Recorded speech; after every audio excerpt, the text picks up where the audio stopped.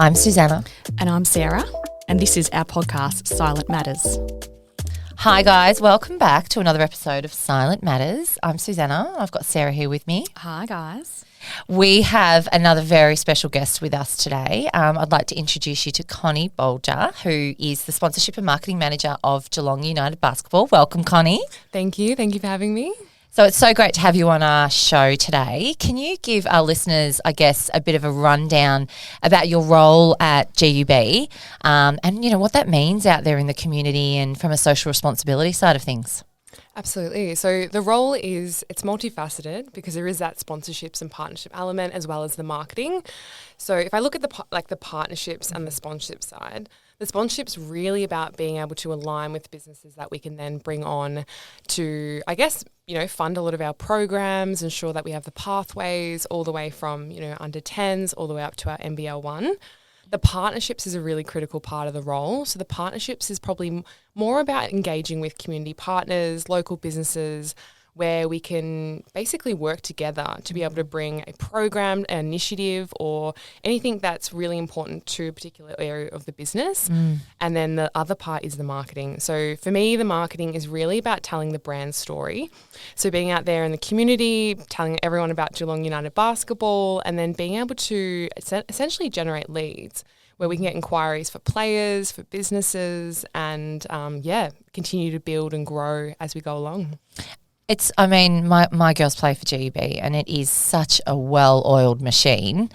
I mean, what is it? It's predominantly, I would imagine, I know coaches and assistant coaches and team managers, they're all volunteers, right?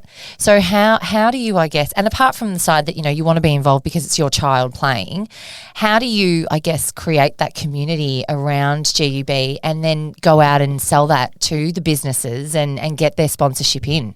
Yeah, absolutely. So I would say there's probably two elements. There's basically our purpose. So for us, it's promoting lifelong activity, which to me, you can't really argue with. It's about keeping people healthy all the way from being an under 10s or, you know, being a kid all the way through to the very end, which we have walking basketball, which is for 65 plus. So for us, it's about walking basketball. Yeah. Walking basketball. In case anyone breaks a hip or when you're ready, actually cut that out. Yeah, you can enroll. Hey, we're not that old. We're only 29, aren't we, Sus? Yeah, that's 29. right. 29, yeah, great. Well, you could still play if you'd like. But there's lots of different programs, all different abilities, ages, and pretty much like skill levels as well.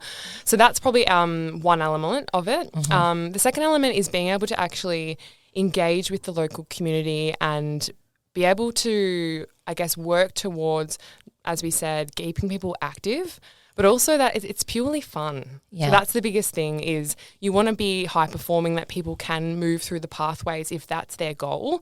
But for most people, it's being socially connected, it's having fun and staying active. So I think a lot of people are very connected to that purpose, as well as for them, it's social connectivity. So it's being able to volunteer at a basketball game, you get to see the players, the parents, the kids, and it's very tangible that what you're putting in, you get to see that output in front of you. There was something, Sarah, you were telling me about with GUB and Lifeline just recently. That was great. Yeah, so we are still in Lifeline Week. Oh, you so are? yeah. You didn't get asked though. Sus didn't get asked this week. So Sarah and I were having a chat in the office and I was saying we had a basketball game last night and she said, did you donate to Lifeline? And I said, I have no idea what you're talking about. And so, I mean, you charge $12 a game for the kids. That's where you guys recoup fees, which is fantastic. And Sarah said, well, you could have donated $1. And I said, well, nobody asked. Well, I'll provide them feedback because I got someone in trouble. No, that's all good. So yeah, it is Lifeline Week. It is basically all about kind of generating funds for Lifeline and awareness. So I think just the presence and having these kind of conversations is really important to know that Lifeline services are there for people who need them. And then this Saturday we've got the NBL1 Lifeline round. So again, where's that? So that's at the Geelong Arena. Oh, amazing. And $1 from every game day ticket is donated to Lifeline. So GUB is donating that $1 to Lifeline, which if it's a sellout, that's nearly 1,500 tickets, which is really exciting. So that's just one part of it. And for this week, it's the game ticket. So hopefully next time you're in, someone asks you if you'd like to donate $1, and that also will go towards Lifeline. So. I know. Do you change then charity? Like, is that something that's ongoing? You change charities, or is this just a one-off initiative that you're doing this game extra $1 when you book a game ticket? No, so they are pretty much we've got 3 charity partners, Lifeline being one of them. We've then got Read the Play as well as the Barwon Health Foundation. So the end goal really is through these charity partners is to do this every year. And I think as far as I know, we've been working with them for a couple of years and this would be the 3rd year working through a bit of a fundraising activity. But the game day ticket or the community competition tickets is a newer part of it because that's the biggest part of Geelong United basketball. So there's close to 8,000 players playing per week. Wowzers. So if we got everyone to donate $1, then that would be a huge fundraising activity. Isn't it? Oh, it's just amazing, really. It's a very well-oiled machine. And $1 for everyone's pretty good. Yeah, if people are asking the $1. If they're asking. If they're asking. I won't dob the 15-year-old kid that was behind the counter. That's okay. That forgot to someone's in trouble after this. Bless him. You've just knocked over another light. No, it wasn't me. I'm not moving. It was you. Oh, it's one of us. Oh, sorry. Someone looked over that. So look, it is amazing. I guess, with that social responsibility and Read the Play. I mean, we know Read the Play quite well. Sarah was involved in the recruitment side for their new GM, who is amazing. With Michelle? Yeah, Michelle. And we did that. So we obviously did that from a charity point of view too. So we, when Read the Play came to us, obviously it's a non-for-profit organisation trying to help the community. So we decided to do our recruitment services at no charge to obviously then give back in a way also to obviously help such a great cause. So Michelle was an absolute standout and she's doing amazing, I think, in the role. She's made a big impact, I think, already. And we were just talking last week actually because they've got their Read the Play round coming up as well. And she's got some great initiatives happening. And actually our partnership with Read the Play is the first basketball organisation to actually partner with Read the Play. So it's traditionally been very football, netball, and we've wanted to transition it into the basketball community as well, given how much reach there is. And then the other part of that is being able to connect the 3 sports and other sports together to have that united kind of front for some of these initiatives. So Read the Play is obviously all around, the mental health and the well-being of our youth.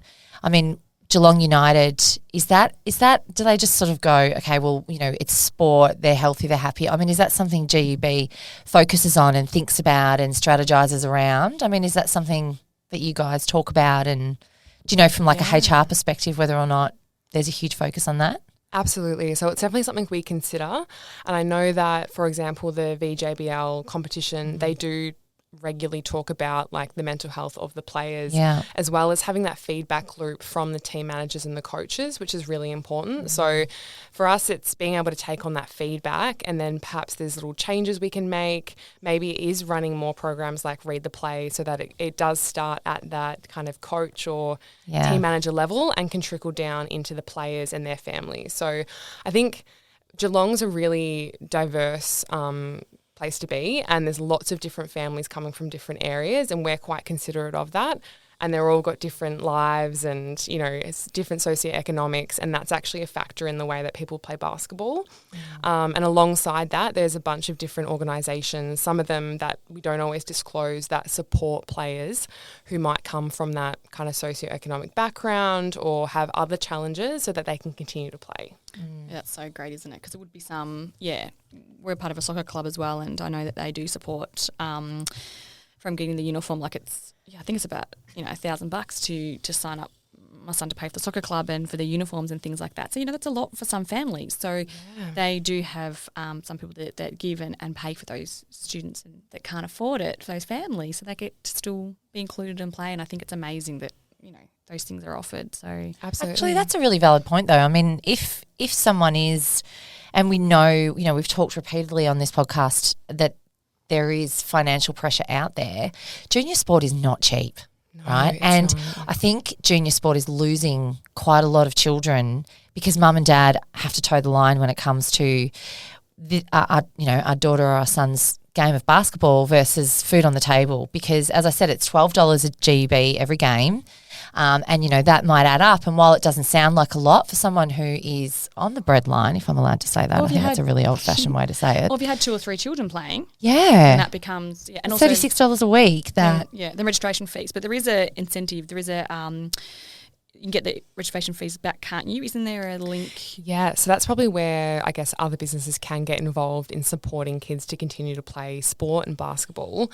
Definitely through the youth league program and even our NBL one is you can sponsor a player, which covers their fees, which is a really, especially for the youth league, because youth league is that really critical part, I think, of a pathway where they're usually under 18 or just hit 18, and their next step really is they either stop and just continue to play community competition, or if they've got that support, they can go onto the NBL one or potentially the NBL as well. So I think for businesses, being able to sponsor some of those youth league players is a really key part of ensuring they can actually get to the next stage and go into more elite levels of sport. And how do you get out there in the community and get these people to nominate and sponsor? And, I mean, what does that look like for you as a sponsorship and marketing manager? I mean, that must be such a key focus for you. Yeah, absolutely. So for the youth league, that's something that's actually driven by the player. So they can go out and approach businesses. For the NBL one, I cover all the player sponsorships. So some of them are already our sponsors. Others are going out and finding new sponsors for new players. But the youth league, that's something that we kind of manage in terms of allowing local businesses to get their logo out there or get them on the website or kind of get involved in those ways. We support them there, but there probably could be more that we could do to ensure that every player gets a sponsor. Yeah, wow. I mean, I'm happy to sponsor a bus to drive my children to rep every Friday night because I'm so over it. I know you're all over the place. Yeah. Oh, my God. Such a good idea, though. I think a bus was an amazing idea of taking players to Melbourne to the games, helping parents out. Yeah, please. I've got Craigieburn tomorrow night, so if anyone out there wants to give my kid a lift, I'd really appreciate it. It's a good idea, though, I think, doing the bus side of things. But what does sponsorship actually mean? Like, we talk about how corporates get involved. Like what kind of money we're talking, or is it an ongoing thing, or what does it actually mean? Yeah, well, I think sponsorship is really about how you'd like to get involved. So I find that some of our sponsors have a really personal connection to basketball. They're passionate about it. They want to be involved. They want to be seen to be involved. And that's kind of where it comes from. For them, it might be increasing opportunities that they have to the club. So it might be player sponsorship. They get to actually, go and meet the players. It might be using them for their own businesses, staff. It might be more of the courtside experience. So we have courtside boxes, and that's how a lot of our sponsors will sponsor GUB through the courtside. Whereas, and this is probably more my traditional background of kind of sales and marketing, is for other businesses, it's really the exposure.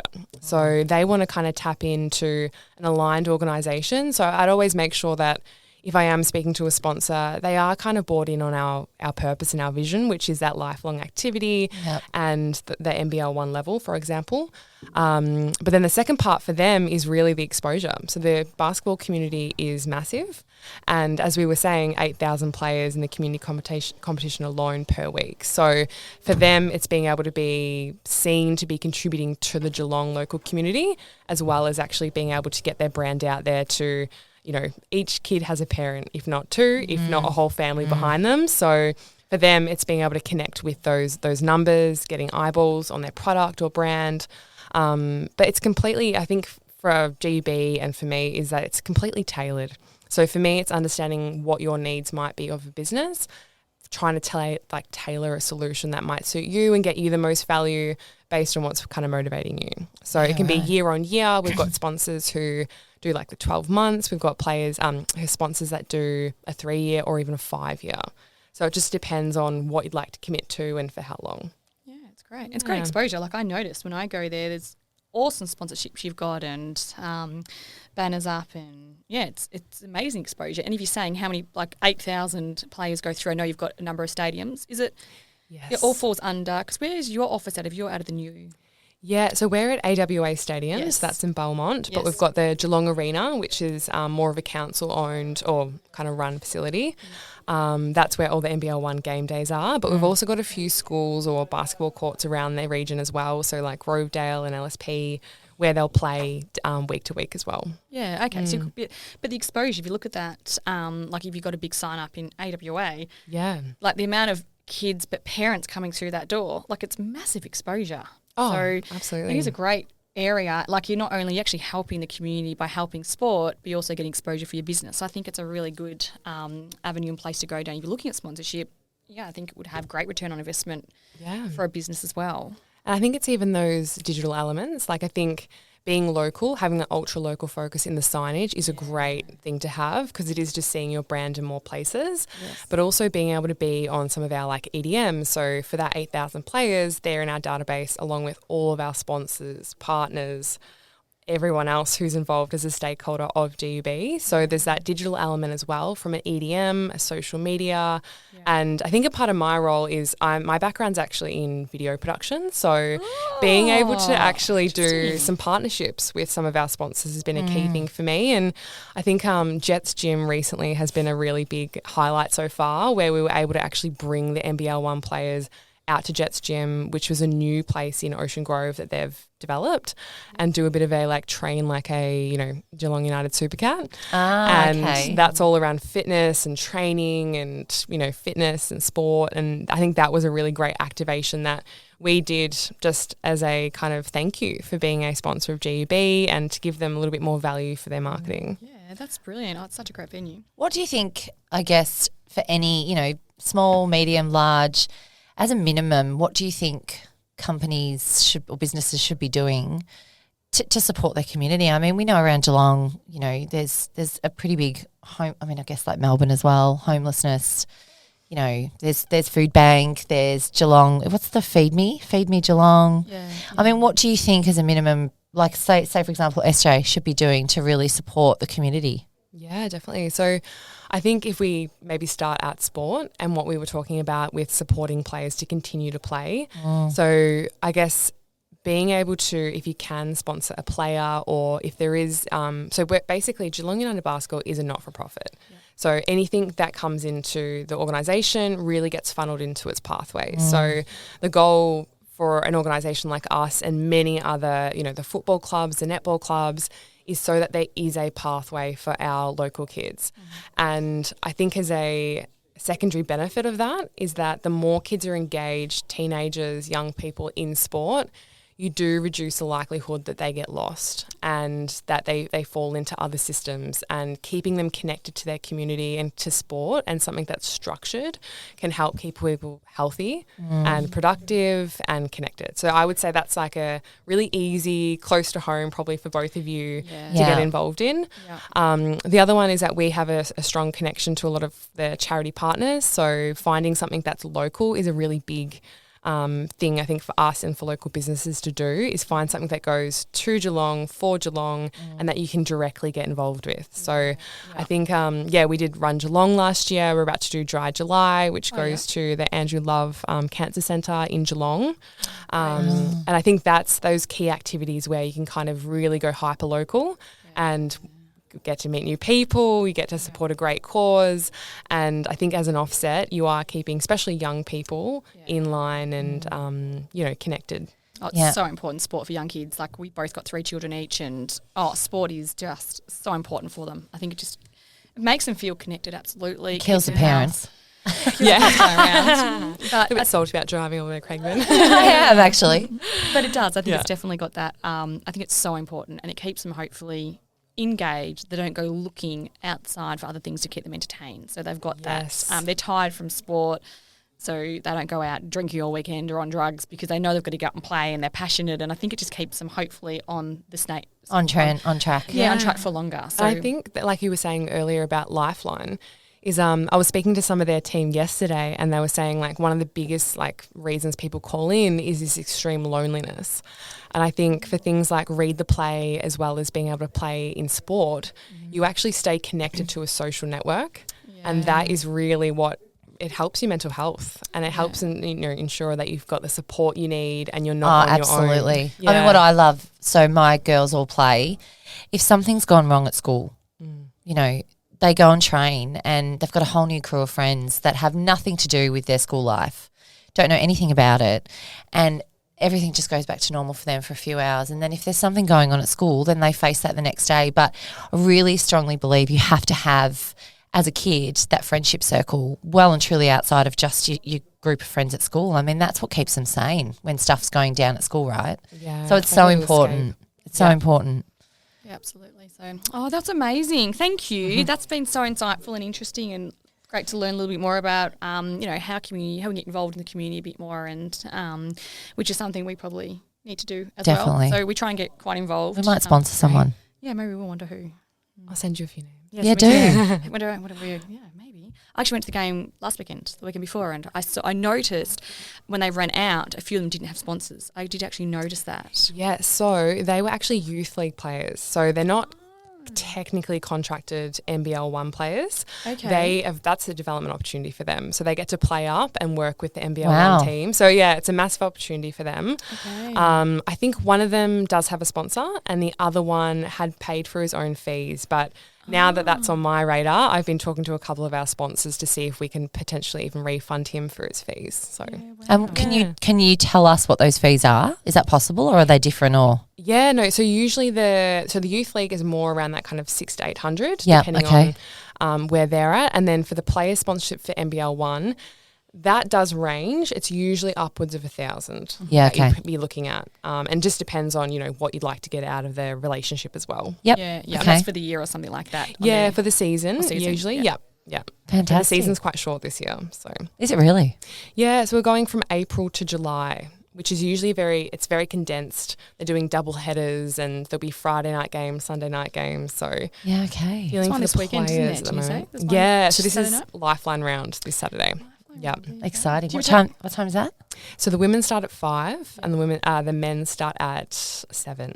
7 o'clock. Amazing. So Yeah, it's good. I went a couple weekends ago. It was really good. Yeah, it is so Really much enjoyed fun. it. The kids it's loved so it. much fun. But yeah, in terms of kind of again supporting a community, getting to the women's game at 5 o'clock, it would makes a massive difference. Yeah, so absolutely. the stadium's not full at 5 o'clock; it's full at 7. I know. So I think in terms of if you're coming to the game or if you're a business getting involved, getting your team there nice and early to support the women. Yeah. They've had a few wins already, so I think they're a good team to watch as well. Amazing. Okay. Awesome. Connie, thank you so much. Thank you for having me. And It's been so lovely to chat to you. Look forward to watching this space. Absolutely. We'll see you at the basketball. Absolutely. Thanks, Connie. Thank you. Bye.